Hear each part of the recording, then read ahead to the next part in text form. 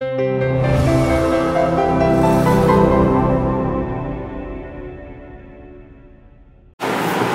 की दुनिया के दोस्तों नमस्कार, मैं अखिलेश कुमार। आज हम बात करेंगे यूपीएससी सीएससी 2025 सामान्य अध्ययन प्रथम प्रश्न पत्र के प्रश्न संख्या 3 की। यह प्रश्न चंदेलकालीन मूर्तिकला से संबंधित है। यह प्रश्न है, मूर्तिकारों ने चंदेल कला रूपों को जीवन की व्यापकता और लचकदार ओज से भर दिया। स्पष्ट। इसमें आपको चंदेलकालीन मूर्तिकला के बारे में, उनके विभिन्न पक्षों के बारे में स्पष्ट रूप से लिख देना है। आप जानते ही हैं कि चंदेलकालीन मूर्तिकला का जैसे ही नाम आता है वैसे ही खजुराहो का नाम आता है। खजुराहो के मंदिरों पर, चाहे वो शैव मंदिर हो, वैष्णव मंदिर हो या फिर जैन मंदिर हो, उन मंदिरों पर उकेरी गई विभिन्न तरह की मूर्तियां जो सांसारिक और आध्यात्मिक जगत के बीच के संबंधों को स्पष्ट करती हैं, स्थापित करती हैं। यह मूर्तिकला भारतीय मूर्तिकला के अपने सर्वोच्चम रूप में यहाँ पर विकसित होती हुई दिखती है।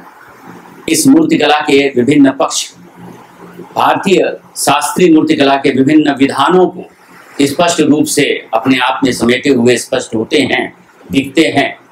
ऐसे में चंदेल मूर्तिकला को इसी संदर्भ में इसे भारतीय मूर्तिकला का उच्चतम मानक या उच्चतम स्तर कहा जाता है।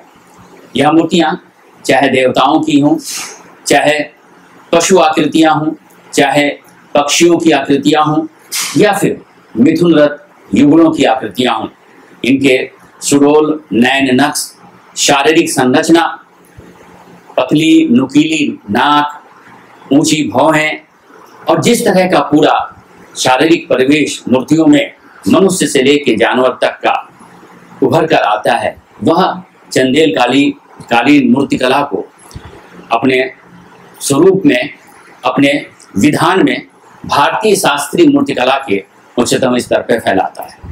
इसी संदर्भ में इस प्रश्न को आपको लिखना है और इस संदर्भ की जो इस प्रश्न की में जिन पक्षों का उल्लेख करना है वह मैंने इस तरह से करने की कोशिश की है, आपके सामने प्रस्तुत है।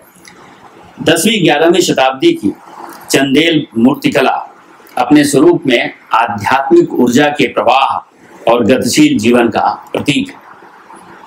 दरअसल इसके पीछे की वजह यह है कि आप एक पूरे व्यापक परिप्रेक्ष्य चंदेलकालीन मूर्तिकला जो है और विशेष रूप से जो खजुराहो के मंदिरों पर जो मूर्तियां बनाई गई हैं, वह मूर्तियां निहायत ही सांसारिक विषयों का प्रतिनिधित्व करती हैं। वह मनुष्य के यौन जीवन से के संदर्भ से लेके उस यौन आनंद के बारे में स्थितियां स्पष्ट करती हैं और उस यौन आकर्षण को आध्यात्मिक आकर्षण के साथ जोड़ती हैं। यही इन मूर्तियों की सबसे बेहतरीन खूबी है, जिसका कि वहाँ के तत्कालीन मूर्तिकारों ने जिसको कि अपनी कल्पनाओं के जरिए पत्थरों पर उकेरा है। लाल बलुआ पत्थरों पर बनी हुई यह मूर्तियां इसी कल्पना को, यानी कि आध्यात्मिक ऊर्जा के प्रवाह को गतिशील जीवन के प्रवाह के साथ मिश्रित करती हुई मिलती हैं। आपको इसे संक्षेप में इस तरह से लिखना होगा कि 10वीं-11वीं शताब्दी की चंदेलकालीन मूर्तिकला अपने स्वरूप में आध्यात्मिक ऊर्जा के प्रवाह और गतिशील जीवन का प्रतीक है। खजुराहो चंदेल मूर्तिकला का केंद्र है। यहाँ शैव, वैष्णव और जैन मंदिरों में इसके विभिन्न पक्ष निर्मित हैं। खजुराहो के मंदिर अपनी कामोद्दीप और श्रृंगार प्रधान प्रतिमाओं के लिए प्रसिद्ध हैं। इनमें श्रृंगार और आध्यात्मिकता का महत्वपूर्ण संतुलन दिखता है।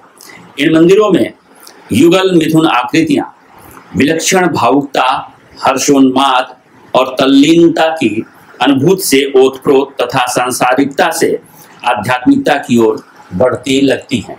अर्थात यहाँ इन लाइनों को लिखने का दरअसल अर्थ ये है कि तत्कालीन कलाकार जीवन के विभिन्न संदर्भों को बड़े ही हर्ष के साथ, खुशी के साथ व्यक्त करने के लिए प्रेरित थे।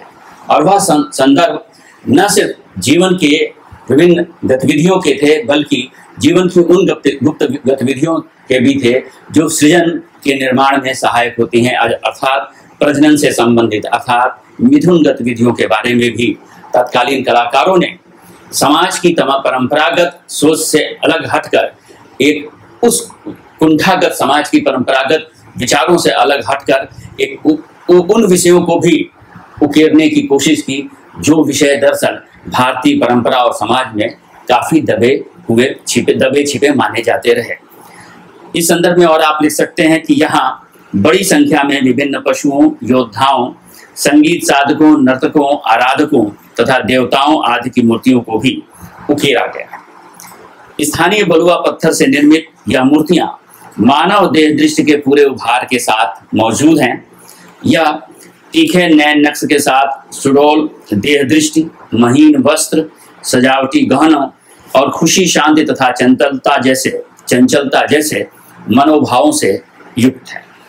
यह चंदेलकालीन मूर्तिकला के विभिन्न पक्षों को संक्षेप में लिखने की कोशिश है।